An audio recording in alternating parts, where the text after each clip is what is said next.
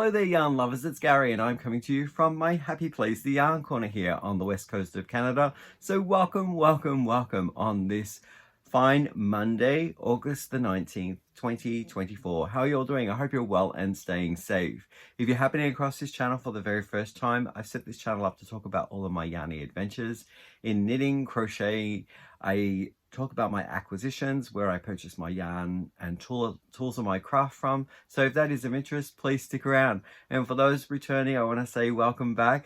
Thank you so much for all of the comments in the last video I dropped. There was a question that I posed about what you think I'm making for a special make-along that Hobby has asked me to participate in, and that's the hashtag Hobby Graphical Challenge. And I have started my second project. So the first one, where I gave you a glimpse of a crocheted mosaic piece and you gave me your best guesses. I have to say that some of you got it, some of you were close, and some of you gave me some inspiration for maybe a future project using the mosaic that I was free-forming in that strip of mosaic pattern that I was doing. So thank you so much for participating in that. Now I will hold you a little longer in suspense with that one because I'm almost finished it. There will be a check-in on August the 22nd with the Hobby Makes. It's part of the deal that I had with Hobby that I would do a update video on the 22nd of August and then the final presentation on the 9th of September. So look for those dates for the hashtag Hobby Graphical Challenge pieces that I'm working on. I hope that you're going to join in as well too, and hashtag all your makes as well, so we can see what we're all coming up with using our graphics, our yarn crafts, and creating these graphic patterns. So yeah, I can show a little bit of the sneak peek of the second one as well that I've just started.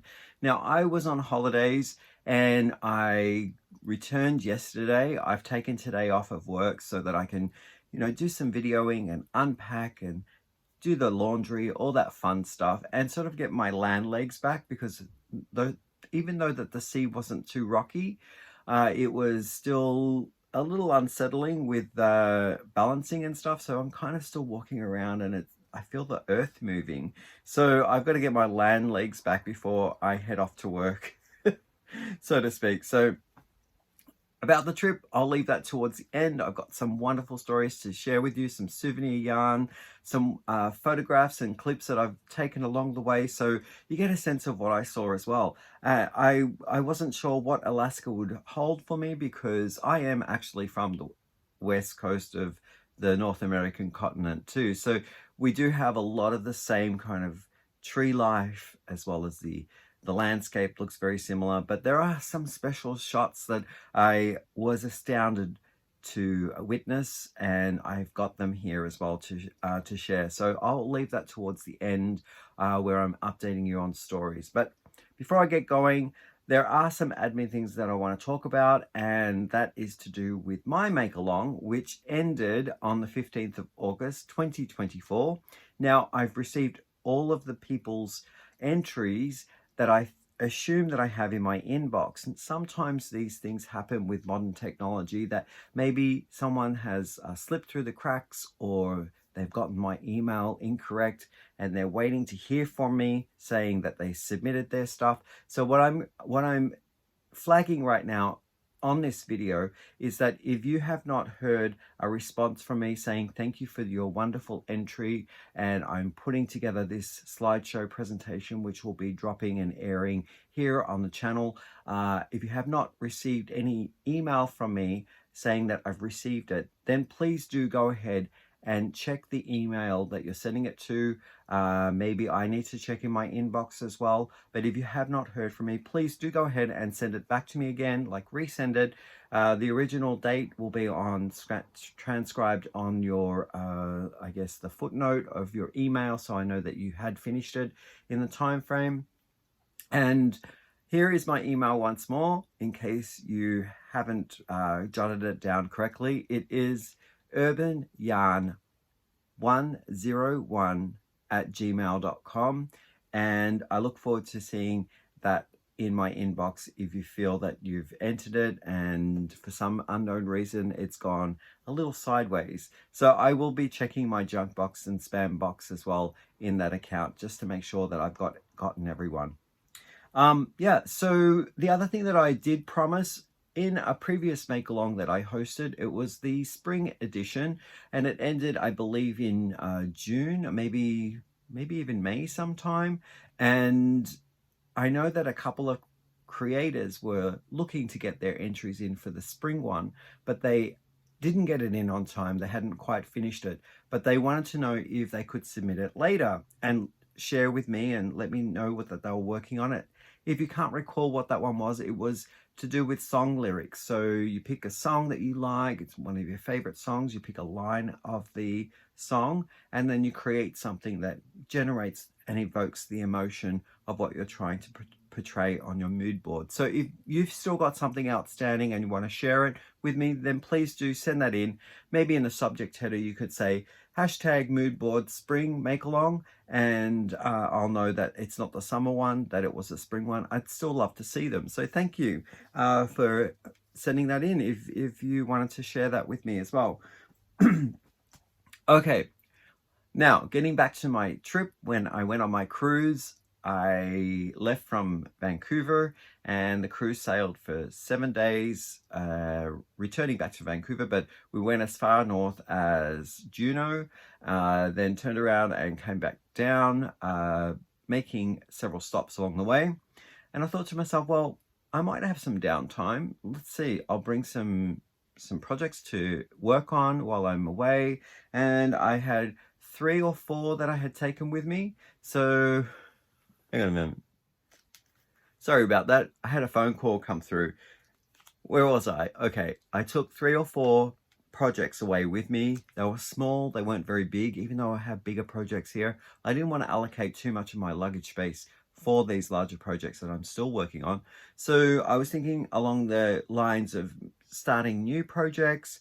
I was thinking of doing some crochet squares, which are wonderful to pack in a bag, and you can work on these small modular pieces, and they're really great because it makes you feel like you're accomplishing something along the way. And I started my second, as I mentioned, second make of the hobby #hobby graphical challenge. So yeah, first one that I'm going to talk about is I finished the ball of yarn that I was working on in my past video that I dropped just before I left for the holiday, and it was using the James C. Brett Top Value double knitting. And now all I have left of the ball is this. It's in the color Aqua. It's their DK 100% acrylic. It's very economic. I really like this yarn, and this is all that I have left. I weighed it and it's 7 grams, not quite enough to do another mosaic, not a mosaic, a tile or a square, because I'm working on my Nature's Walk by Sandra Paul. And in the previous video that I showed, I was on the square that was called Leaves or Leaves. Where is it? Here it is. Here, it's the free portion of the pattern, and it comes in US and UK terminology. There is both the written and charted version of each of the squares. The free one gives you 6 motifs to work up that make up the square, and if you wish, you can buy an additional 6 in the bonus pack, and that gives you the chance of doing 12 squares or 12 different motifs for your blanket. Now I'm oversizing my blanket. I'm going to make it for a queen size cover, and I need about 180. I believe I'm almost there. I only have 2 more of my squares to do, 16 multiples of, and I'm really excited about it. Actually, I've got the leaf as well to do a little bit more of. I've got 10 here. So I believe 4 of them were done in the past video using the James C. Brett Top Value yarn, and the Aqua is the colorway. I have now done 10. So I have got 6 that I did on my cruise. So 1, 2, 3, 4, 5, 6. So that was on the cruise that I did, and I did 4 from the previous video.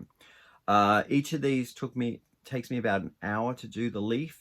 Some of the motifs take a little quicker, some of them take a little longer, judging on what kind of style of stitch work that you're doing, and also the amount of yarn that is used for each of the motifs varies greatly. So yeah, I am so happy that I only have 6 more to do of the leaf, and I'll move on to my final 2 squares. Another little tip here, I took this little bag away with me and filled it up with the small projects that I was working on, and it was really handy because I could go to the library and sit down or move into the balcony area of the cruise ship from the cabin that I was in, and I could sit out, watch the waves go by, watch the landscapes and the little islands floating by, and this was a handy little project bag to carry all my goods away with me. All right, so that was that one. The next one that I worked on was this. I'll do the hashtag hobby graphical challenge. Now this one, I knew I was going to bite off a little bit more than I could chew with this pattern that I picked for it, and the pattern is the Mosaic Vines Shawl by Natalie Servant. This is a paid for pattern. I'll link all patterns, any tutorials that I mention, or YouTubers down in the description box. So if you're looking to find out more information, then that's where you'll go. Yeah, so I took this one away with me. It is heavily charted with a little bit of a directional on what to do with each of the chart descriptions. And what I found interesting about this pattern, it has an overall general rule.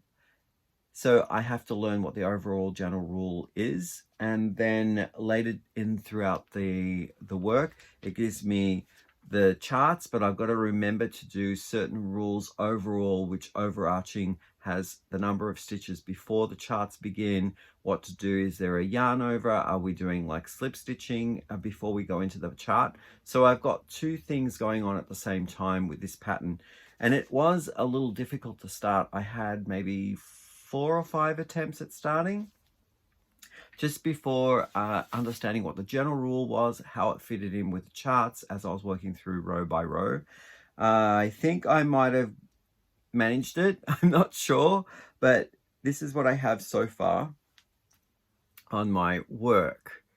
So I have 2 yarns in each of the sections. I've obviously switched my yarns here where it goes to a grayish color or oatmeal color. So in the first section, I'm using an orange, and I'm using a slowly gradating yarn. And then I move to this oatmeal color and continue holding the gradated yarn here, going up into the next section. So that's the front side. And I'm seeing that there are going to be these little vine leaves that are happening here. I'm halfway through in this section. I'm not really seeing the good contrast here in this other variety of orange and the mulberry kind of color. It's almost like a wine purpley color. So not enough contrast there. But what I was liking when I was starting it with the orange yarn was that the yarn itself was quite a knobby, sticky, slightly sticky yarn. So if I was having trouble holding my tension, I had a good chance of correcting a problem or going back throughout my stitches to pick back. And the orange, slightly stickier yarn was able to stay put without slipping through or losing or dropping stitches. So I really liked starting it off with this type of yarn, or even though that the color contrast wasn't great.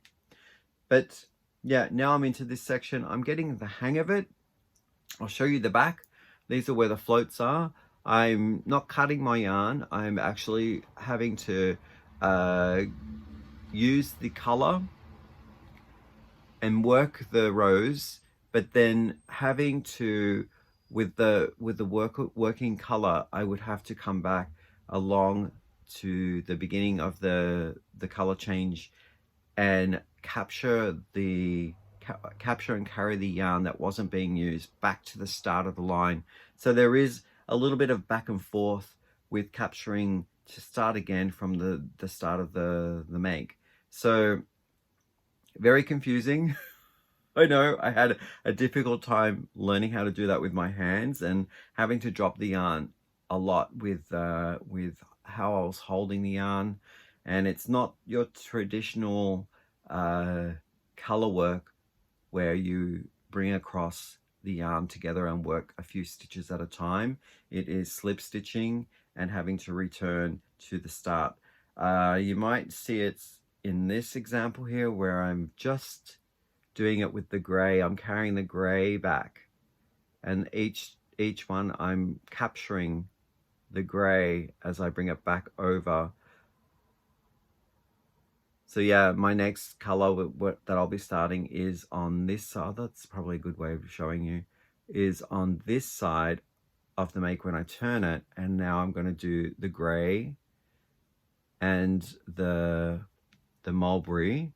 And then when I get to this point, I'm going to have to bring the mulberry back with the gray as I work the gray back.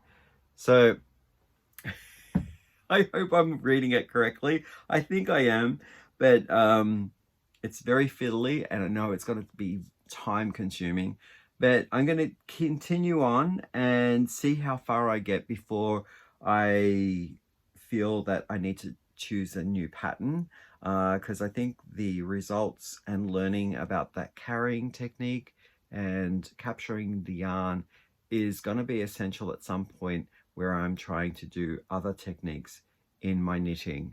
So yeah, that's it there. What am I using? Yes, so I'm using 4mm knitting needles, and then my Chagu red lace, and they're the interchangeable. And the yarn that I'm using was generously sent to me by Hobby, and it is the Dolce Cashmere, this one here. The colorway number is 08, so it goes from almost like a salmon berry into mulberry, purple, gray color. I really like it. And I'm pairing it with the alpaca silk. Both of these are fingering weight yarns, and this one is in the color 3. The start color that I used, that I was explaining, because I did try to start with the mulberry silk, the mulberry silk, the alpaca silk. I was attempting to use this with the gradient Dolce Cashmere, but I found that when I was managing the yarn, I was needing to let go, and I felt that the alpaca silk was very slippy. And when I made a few mistakes in the beginning, I was having to pick back, and I kept on dropping the alpaca silk because it's a nice subtle yarn. It's very silky on the hand, and it does slip a lot. So it's great for working fast with if you've got stainless steel needles. So what I decided to do was go with a more rugged, and I used this one here, which is kind of the sticky yarn that I was telling you about that would stay put. And this one is a DK weight yarn, so not the proper weight, but all that I had taken away with me for the trip. And this is the Cascade Rosalyn. It's a wool silk yarn, 65% wool, 35% silk. And it's in this orange, slightly pumpkiny orange color. Let me see, because I know Cascade only uses numbers on their labels, even though that the colors do have a name. So the color number here is 04. And I've not seen this yarn around for a long time, so maybe it was discontinued, because I did pick it up on sale at a local yarn store for $12.99, and originally here in Canadian currency it is $19.99, but there was a bit of a sale on that. So yeah, that's the orange that I used. Yeah, if anyone has done any color work where they've had to carry the color back to the start of the row by capturing and carrying it with the working color going back to the beginning, let me know whether you have any tips or tricks on making the job a lot easier. I kind of want to learn how to do it just to say that, you know, if the pattern asks me to do it, then I can achieve it. But I'm thinking I'd like to just maybe do it in a more of a working my stitches across with not slipping and seeing how it goes, whether it goes quicker. Okay, there's one more project that I took with me, and I thought, yeah, this has a backstory and I need to put some time in on this because it's a wonderful, wonderful pattern. And there is a bit of backstory, so I'm going to turn back the clock to around late May when I received an email from the one and only Craig, Fiber Spider. Hi, Craig. And he had come up with this wonderful and beautiful lacework pattern in knitting. And he was looking for some testers. And I said, I would love to do it, but I'm not too sure whether I'd be able to do a full accessory out of it or a full kind of sized piece at the time because I was working on some other things. But I wanted to give it a good shot and run through the process of the steps a few times through and see whether I could give him any tips or advice. But as you know, with Fiber Spider, he's very thorough and he wrote the pattern out perfectly. It is an intermediate pattern, so whenever I fumbled somewhere, it wasn't the pattern, it was just me. But I wanted to take that away with me to work on to complete a full accessory so that I could show it here on the video on the channel. So he has dropped the pattern since in July. I think it was in July sometime. He released it and did a video on a tutorial. So I want to show you what I had done. Now, this did get lost in the mix of when I was reorganizing my yarn room to do this yarn wall here. So I had put it away and I put it to the side. And as I was looking for projects to take with me on this trip, I was looking for the small projects. And here it was that I found it in the small project area. So let's take a look at it. I'll show you the yarn that I'm using. So this yarn comes from Knit Picks and it's called Upcycle Alpaca and it's the sport weight yarn. I love this color. I really like the color palette in this collection. They're all kind of a little muted, but they have heathered qualities to them. So you see these specks of other hues coming through. And this one, to me, when I'm looking at it, it's got greens in it, but there's also like a more bluish green, but then there's more of an oatmeal-y green that's going through. And the twist on it is quite noticeable, so it's kind of a ropey twist, but the softness value of this is really good. I'm going to give it a out of 5, 5 being my softest on the scale. This is rating a 3.5 with that alpaca fuzz, feeling a little bit of that prickle, but it's not too bad. I can wear this against my skin as a garment, and that's what I intend when I'm making it. So I'm using this color, and it's the color called Cornflower. I think Cornflower is more blue, but this one seems to be more of a green, but it has hints of blue in it. But this is the pattern. It needs to be blocked, but I am probably 5 repeats now. There is a setup down here of so many rows, and then it goes into the repeats. So I think I'm 5 repeats in, and the ball that I'm using, it's the Cornflower color. I'm halfway through the ball, so I have another 50 grams here to get through. I've got that second one there, but I don't think I'm going to need it, the second one. I'm going to try and get it to be possibly, I'm going to say 1.5 meters. So that would be 150 centimeters, maybe about 4 feet. And I'm going to try and get that to the longer edge here. And I think that will be enough, like a little accent piece. But I love it. I love it so much. It did take me possibly by the third repeat around here somewhere for me to understand and read my stitch work, so that when I was doing my first set of repeats for each rows, I needed to look down at my stitches. So if I had lost count, I could kind of like read back over my stitches and even look down on past rows to see where I'm at with the row that I'm currently on. It took me about 3 repeats to get to the stage where I could read below, and I love it.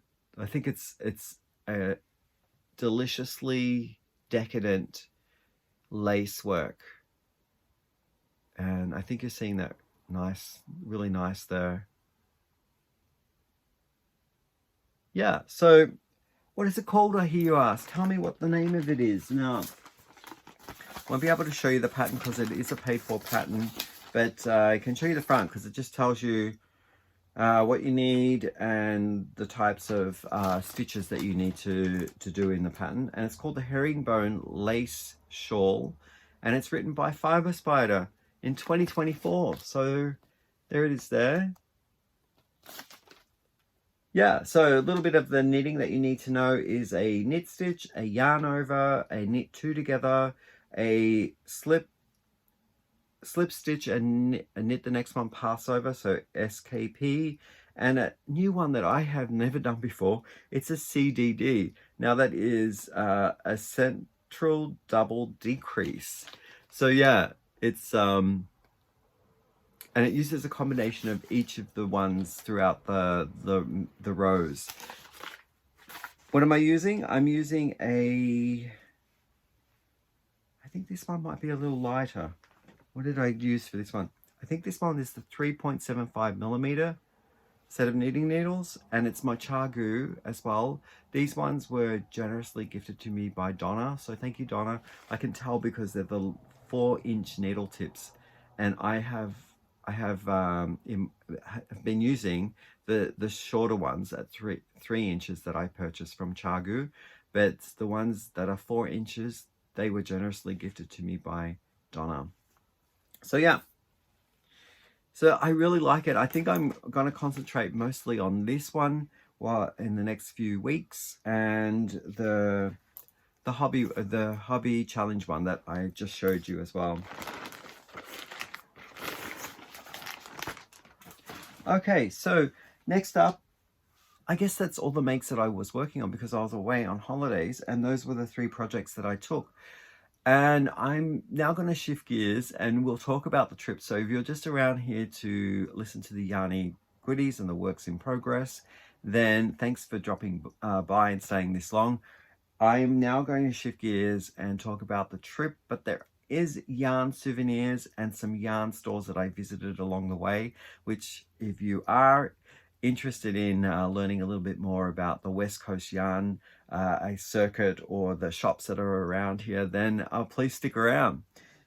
We left on our cruise ship from Vancouver, sailing up between on the Georgia Strait, so that's between Vancouver Island and the mainland of BC, and headed towards Alaska.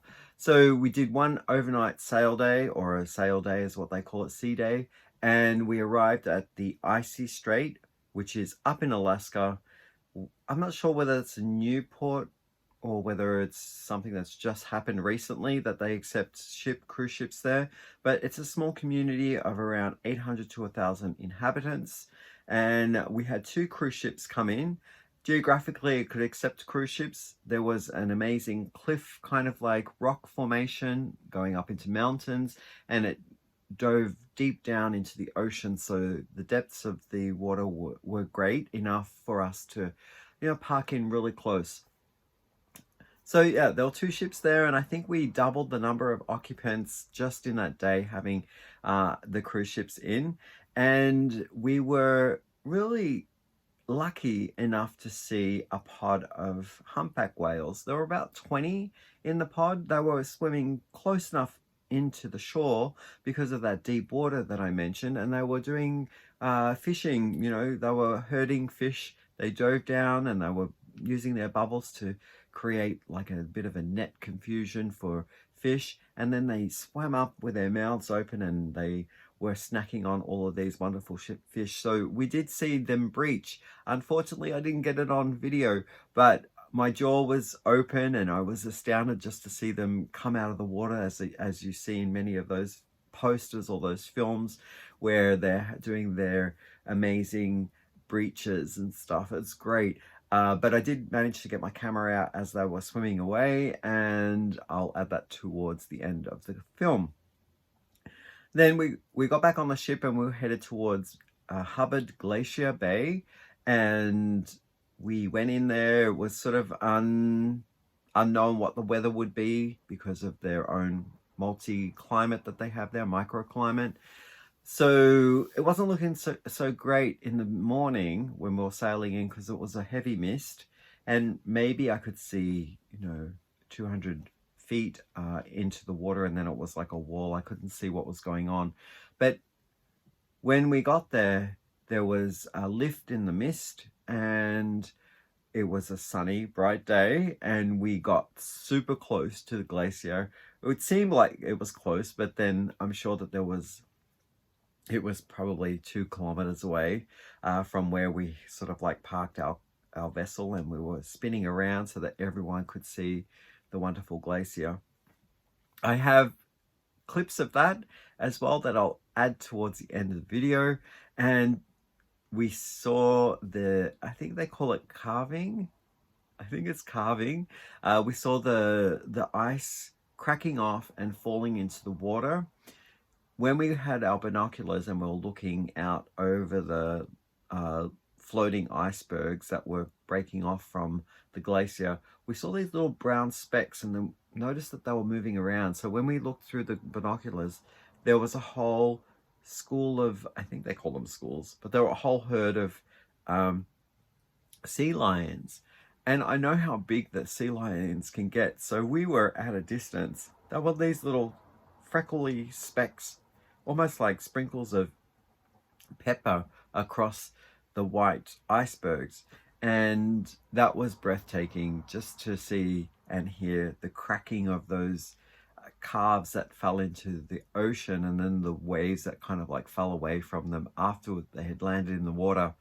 So I've got some of those clips and I'll add them in at the end. I hope that you enjoy them. We had lots of good family photographs there on the balcony, and enjoyed a lot of stories and company of the family. We were celebrating a anniversary. It's Chad's parents. They've been together for 50 years. So yay, a happy anniversary. Again, they can celebrate the full year because it is 50 years of being together.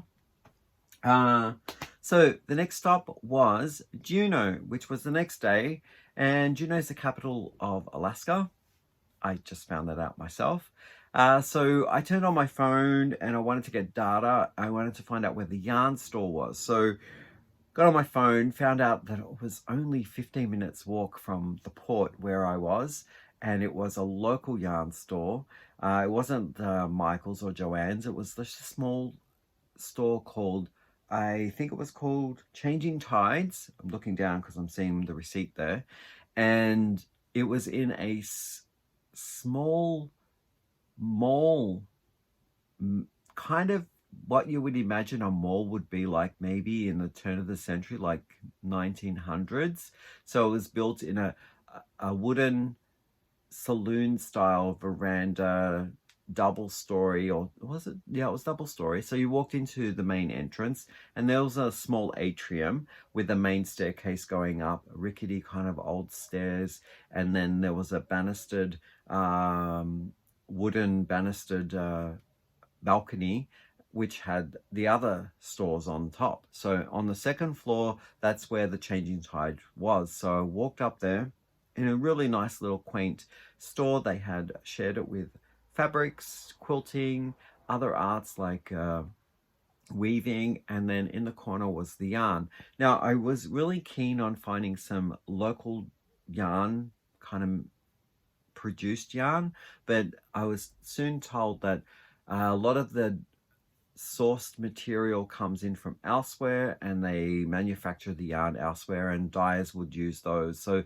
there was a couple of local dyers that I wanted to support, and I got myself, excuse me, reaching down here, got myself 2 local yarn store dyed yarns.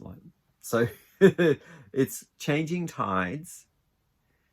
That's the logo there. I believe I'm seeing oak in that, OAK in that label, but that might be something else.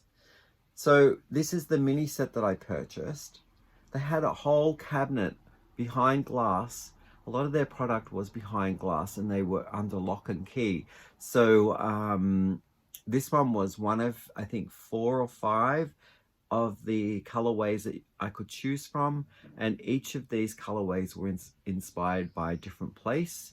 This one was inspired by a sunset, I believe, and it had an associated pattern that went with it, and the pattern is meant to be emailed to me, but I haven't received it yet, so I might have to write them and say, hey, I haven't received my cowl pattern yet. But I have a photograph of the inspiration postcard as well as the cowl, and I'll put it up here.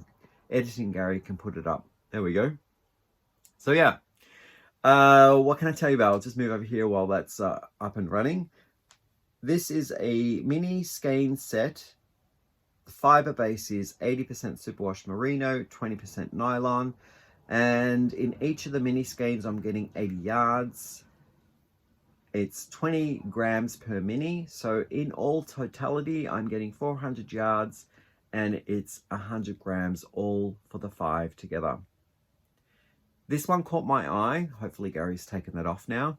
This one caught my eye because of the green, and I did like the cowl that was made with these colors. I don't know whether I'll make the pattern though. I might use it for something else or add other colors into it. And this one is called the Midnight Sun Memories, and it was $36 US. What else can I tell you about it? I think that's about it. Yeah. I wanted to get all the sets, but I couldn't afford that much. I just wanted to get a little something to remember my souvenir yarn from Juno. Yeah. Well, along with this, I also got a larger 100 gram hank, and this is from the same dyer. The colorway of this one is called Sturdy Sock, unless that's the base, but I don't think it is. I think it's the color, and it was $32. The same makeup. It's 80% merino and 20% nylon, offering up 400 yards or giving me 100 grams. The instructions here are I can machine wash this and lay flat to dry. Now the softness of these, because I think they're both the same, they do feel the same. I could wear this against my skin, but it's not the most softest. I'm going to give this one out of 5. It's going to be a 3.25. So yeah, maybe it will wash with some fabric softener and be nice and a little bit more softer. So the grade might up a little bit more when it's washed and worn.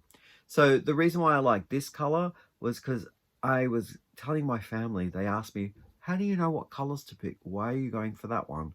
So I said, it does suit the mood that I'm in whatever day that I go into a store, what colors that I pick. But for some reason, I was loving the rustic quality. So something left out in the open air to corrode. I'm getting all this lovely weatheredness here of maybe a steel that was left out, and it's got these rusty spots. I like that. To me, it gives it an antique look. It gives it more of a weathered look, something that's been, loved, and it's been used. So that's why I chose this one.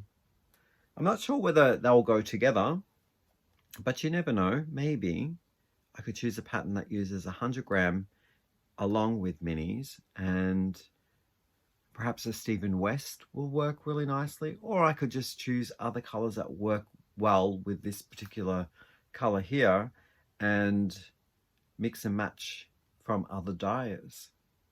Yeah, so again, this one was 32 US, and this one here for the multicolored was 36 US. Yeah. Okay, so that was Juno. We did enjoy walking around there, and we found a little eatery place which had a brewery in a shipping container, and it was all outdoors. We had really nice weather. So yeah, really lucky. I'm sorry, there's a lot of noise going on out there, like cars and people trying to unlock their vehicles and beeping. Just wait a moment for that one to go. So yeah, next stop was Ketchikan, and in Ketchikan I also found another yarn store. Ketchikan is an amazing spot. It's so quaint. It's got that boardwalk that you walk around and you do a salmon trail. Right then and there when we were visiting, they had a couple of salmon trying to go up the steps of the fountain or the waterfall to get back to the place where they spawn, and they, you know, that's where they reproduce. So they were coming in, and that was their first feat, was to get up this huge like waterfall. Some of them sadly didn't make it. They're sort of floating around. They're exhausted, completely exhausted. So yeah, I love the small township, wooden structured buildings on stilts, so that was very much like living on the water, so to speak, as well as on land. Again, that huge cliff face where little townships are sort of nestled in, gives it that quaintness. So we walked up to a observatory where we could look out over the other remaining streets below, and we found a yarn store. So this yarn store was possibly, out of the two that I explored, I think I like the Fabulous Fiber Arts a little more. So this is the Fabulous Fiber Arts, which is located in Ketchikan, and the store owner was so helpful and very friendly and inviting us into the store. I asked whether I could take, you know, a couple of snapshots of some yarn that was above my price range as well, but just because I loved it so much, I needed to take some photographs, and they were delighted. Yes, please go ahead, we'd love to get our yarns out there. So I was happy, you know, I was given the permission to take some photographs, and I did purchase some things. Now, I really enjoy looking at yarn stores clearances as well, even though that they've, you know, had these items in their store for maybe a couple of seasons, and they just want to refresh the stores and they want to, you know, get their new product in, so they push some of the old stuff out. I feel I got a really good deal with the discount area. So this is what I picked up, was a knit pack, and these yarns aren't from the area, but just because I felt like I was getting such a great sale point that drew me in. This yarn is from Vermont, and it's on the other side of America, or the United States. But in the kit were these two here. I think I've got that upside down. I do. It's Wonderland yarns, and it's in the Mad Hatter. This is the Mad Hatter. I believe that might be the colorway name. And this one is called, oh no, it's Mad Hatter series, because this one has Mad Hatter on it as well. Look at those. They're beautiful and super squishy soft. a really good tight twist. So it's got a really nice bounce. The yarn stretches wonderfully. And this is a DK weight, I believe. Let me just take a look there. Yeah, I'd say it's a DK weight. And very, very bouncy. Softness factor out of 5, I'm going to give this one a 3.75 out of 5. And I really love the colors. So we'll look at this black one first, or yeah, it's almost like a blue black. It's like a purpley blue black. And this colorway is 2241. It's been numbered, but I'm pretty sure that would be the colorway.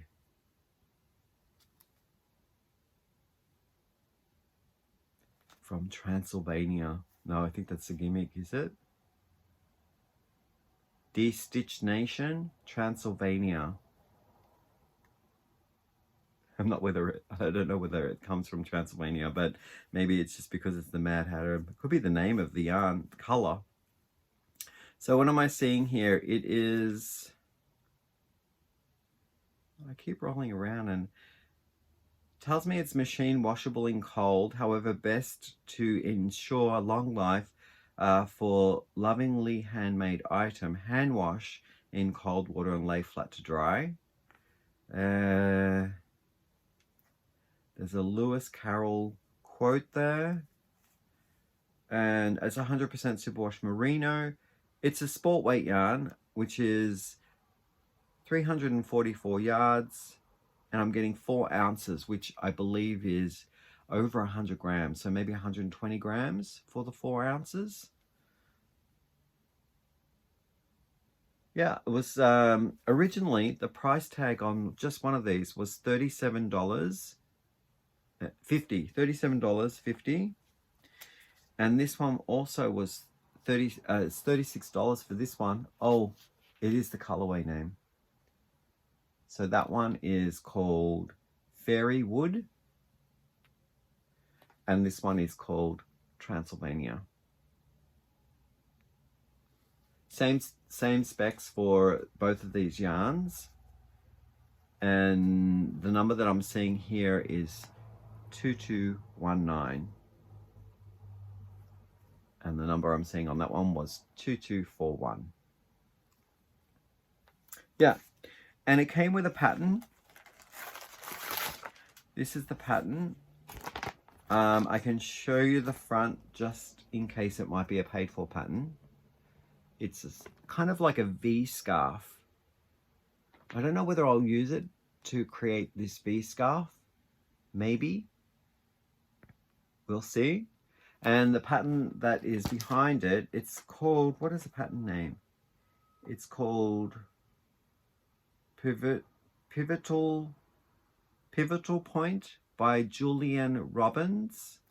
Robin is spelled Robbins. And it's a knitted pattern. So this whole kit together with these 2 yarns was, and the pattern was $65 US, but they were selling it at 50% off. So I got the 2 yarns, the pattern, for $32.50. To do quick math there. I thought that was fantastic. So virtually I'm paying for 1 skein of yarn at the regular price, and I'm getting 2 skeins of yarn and a pattern. So I'll put that back in the bag after I finish the video. So the next thing that I got was this yarn here. Again, not a locally made or dyed yarn from Ketchikan, but one that I just fell in love with because of all these different rainbow knobby bits that are on the yarn, and it's wonderfully, wonderfully soft. This one is just as soft as the ones that I just showed you from the Wonderland collection, and I'm going to give it a 3.75 out of 5 for softness. It is called the Sunio Tweed by Haiku. The colorway name is called Soothing Silver. And if you're looking for the number, it's 1606. It is 69% superwash merino wool, 16% viscose from bamboo, 15% viscose flex, and it is 100 grams, offering up 233 meters or 255 yards. I think it might be a, is it 255 yards? I think it might be DK. Yeah, I think so. It's really, really soft. And it does have that a nice healthy twist. I'm going to give it a medium twist. What else can I tell you? So the recommended knitting needle size, I don't see a crochet hook, but I do see a knitting needle. It's saying here US 3-7, or if you want millimeters, it's 4.5 millimeters. And the washing instructions are that it's a wash tub with 1 dot, so I think that means a delicate cycle, and lay flat to dry. Made in Peru. Okay, I'm gonna try and take a guess and remember how much this one was, and I think it was $18 US for this hank. I thought that was a really good deal too. Also, when I went shopping, I found a whole series of these little books in the store, and the one that I gravitated to was the Painterly. Now they also had one for mosaic and one for lace, and they offer probably around, I'm going to say up to 10 patterns in each of the books. So this one has these patterns here. I'm going to count 1, 2, 3, 4, 5, 6 patterns in this book. And the reason why I liked it was it has large graphic shapes. So here's a cow here. I absolutely thought that that was a beautiful cow. Sorry, that's a scarf. This is the cow. So triangles, rectangles, graphic shapes that I think work really nicely. Here's the eye cushion with triangles. Yep, and then it goes into the pattern. So there's probably about 6 patterns in here that I see. And I thought for $16 that was a really good steal.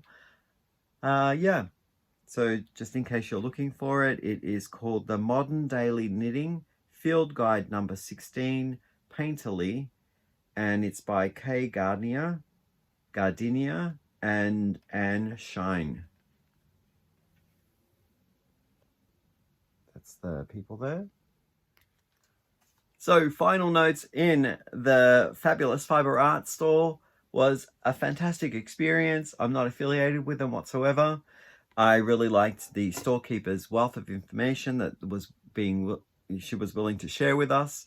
And when I made those purchases, I got a little bonus, something here, and it wasn't needed, it wasn't asked for, but it was well appreciated. It's the Ukulin variety of the washing for your wool product. I thought that was great. And a little progress keeper, which has the FFA, which is the Fabulous Fiber Arts little logo there, and I believe that's Alaska. Yeah, that's Alaska in there. So I really enjoyed it. I thought it was great, and I can't say enough about super friendly service when you go into these places. They allowed me to take photographs. There was great samples there that we discussed as I was taking a photograph, which you'll see in the collection of footage at the end, with this range of beautiful yarn, a little bit more pricier than what I could afford, but they had made this cow, and I was talking about the cow and how I could get the pattern. So the shopkeeper helped me acquire the pattern, and she knew the name of it, and I thought it was great to see that worked up in that way. So it's called the Bricklaying Cowl. I will also leave that publication down below where you can find that cowl as well. If you see it in the clips and you're wanting to know what the pattern was, that will be down in the description box as well. So yeah, I think that covers everything on my trip, because when I got back onto the ship from Ketchikan, we headed back to Vancouver. We had one extra sailing day, and the ship itself was great. We had a great experience. The dining was great. Their shows were, you know, kind of hit or miss, but we enjoyed ourselves because we were celebrating on their family anniversary. So it was Chad's parents celebrating their 50th anniversary, and we had some really fine memories, great times together, and enjoying the magical scenery of Alaska. So if people are interested and they want to know whether I would recommend a cruise that's into Alaska and visiting these nature spots and smaller communities, then I would say yes. Shifting gears now, I am going to pack up all this wonderful yarn and all these wonderful memories around me. I'm going to be putting yarn up on the yarn wall so I can look at it until I find that inspiration pattern. And I also am going to be packing up my projects that I'm still working on and focusing on. I'm going to be shifting gears and making another video shortly about a Temu order that I made. And this was a generous order that they sent me. I was able to order up to a certain figure, and all of these are yarn stuff, like lots of supplies. I wanted to try a little bit of the yarn as well from a different collection, and I'll be showcasing that in an upcoming video. So I hope that you're doing well, and if you're on vacations, you're having a safe vacation. I will be getting back to work tomorrow, hopefully feeling a little bit more sturdy on my feet. And I'll look forward to seeing you in the next video. Bye for now. Bye.